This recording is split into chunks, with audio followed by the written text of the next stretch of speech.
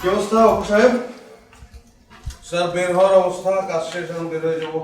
কিন্তু এখন যে আপনার বের হওয়া হবে না, এই ফাইলটা কমপ্লিট করে দিয়ে তারপরে বের হন। স্যার এটা শেষ করতে তো মিনিমাম 2 ঘন্টা লাগবে, কালকে সকালে এসে করবো। না না, কাল সকাল পর্যন্ত অপেক্ষা করে যাবে না তো। এটা খুবই ইম্পর্টেন্ট ফাইল, কমপ্লিট করে দিয়ে তারপরে বের হন। এই ফাইজলাম পেয়েছেন নাকি আপনি? হ্যাঁ, প্রত্যেক দিন অফিস থেকে বের হওয়ার সময় আপনি একটা ফাইল নিয়ে হাজির হন এবং সেটা কমপ্লিট করতে হবে। সময় নাই, তোমায় নাই, বাবু একখান হাফ টিকিট। এই কি বলছেন আপনি? হ্যাঁ, আপনি কি বলছেন এসব? এই কি বলতেছি আপনি বুঝেন না? শোনেন না আপনি? সারাদিন কই থাকেন? টোটো করে ঘোরেন। অফিস শেষ হওয়ার সময় আপনি আসেন আর একটা ফাইল নিয়ে হাজির হন, সেটা শেষ করতে হবে।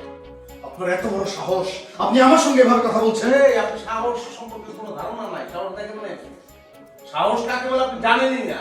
আপনি হয়তো ভুলে গেছেন, আপনি এই প্রতিষ্ঠানের ম্যানেজারের সঙ্গে কথা বলছেন। আরে ধুর, কি বলেন? আমাদের চা খাওয়াতে পিওর ও থেকে শুরু করে এমডি সব আমার কাছে সমান, ন্যায্য কথা বলার ব্যাপারে কোনো ব্যাপারই না।